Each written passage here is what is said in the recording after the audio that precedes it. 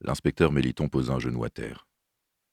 Il examina avec des yeux d'expert les traces de sang qui souillaient le sol du salon. Cherchant des traces laissées par l'agresseur, le jeune enquêteur déduisit que le meurtrier avait réussi à entrer dans l'appartement sans utiliser la force. Deux possibilités s'offraient alors à lui. Soit il était entré par le balcon, et ce, assez furtivement pour que personne ne le remarque, soit quelqu'un vivant dans cet appartement le connaissait et l'avait laissé entrer. Malgré la pluie tombant à torrent, l'inspecteur sortit sur le balcon. Le ciel était sombre en ce début de soirée du mois de décembre. Une brise glaciale soufflait. Étienne Méliton était sans aucun doute le meilleur enquêteur de tout Paris. Cela dit, cette affaire était d'une telle complexité que malgré le talent indéniable dont il faisait part, pas le moindre indice ne daignait apparaître. Tout avait été orchestré minutieusement. Pas d'empreinte, pas d'arme du crime, et aucun témoin. Étienne remit en place son écharpe en observant la ville. Un brouillard mélancolique s'étendait doucement. Il était si épais que, du 3e étage où il se trouvait, on ne voyait presque pas le sol. Des sourcils froncés surmontaient ses yeux bleus, lorsque son téléphone vibra.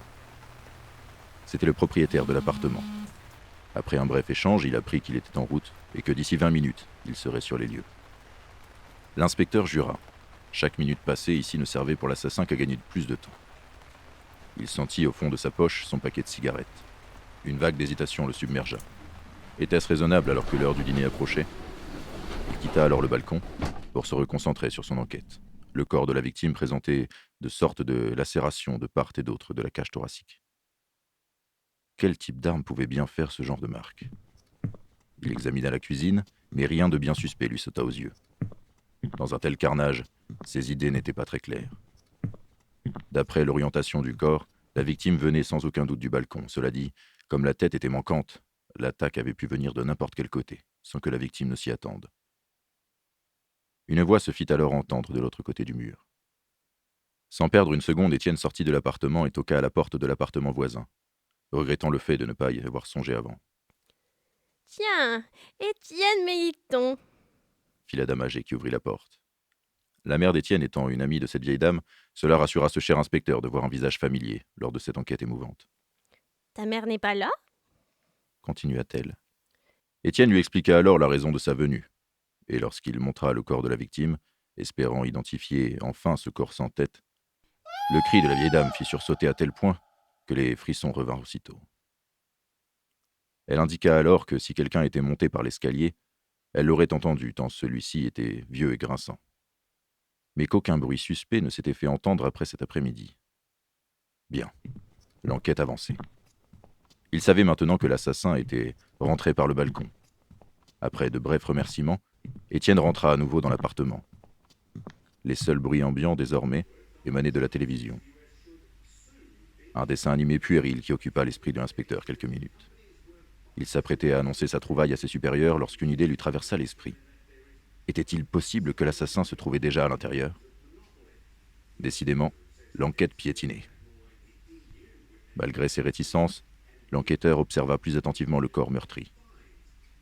Il se rendit alors compte que, tant par son physique que sa forme, la victime ne pouvait être l'hôte de cet appartement. Le propriétaire aurait pu en rentrer chez lui, prendre peur en voyant un intrus pareil et, sur une pulsion meurtrière, lui enlever la vie. Mais cela ne collait pas. La scène avait été si violente, si animale, que cela ne pouvait être qu'une bête, qu'un psychopathe. On toqua à la porte, enfin. Lorsqu'Étienne ouvrit, le propriétaire se précipita à l'intérieur, les mains chargées, et seulement après avoir tout déposé dans la cuisine, il s'intéressa à l'enquêteur et au cadavre. Étienne exposa alors ses théories. Et après avoir tout entendu, le propriétaire s'écria. « Je sais qui est le coupable et j'ai un plan pour l'arrêter. » Après une brève explication et l'inspecteur convaincu, le plan fut alors préparé en quelques minutes. L'appât était en place. Il ne nous restait qu'à attendre. Ils n'attendirent pas longtemps pour que M. Patonron surgît et se rua sur les croquettes préparées. Étienne se jeta alors en premier sur ce pauvre chat, arrêtant ainsi le coupable. « Bien. » dit alors le propriétaire. « Maintenant que le meurtrier de ce pauvre pigeon est arrêté, j'espère que l'inspecteur Étienne n'a pas mangé trop de ses cigarettes en chocolat, car nous allons passer à table. Éteins la télé avant de venir. Et tu as école demain, donc ce soir, au lit tôt. »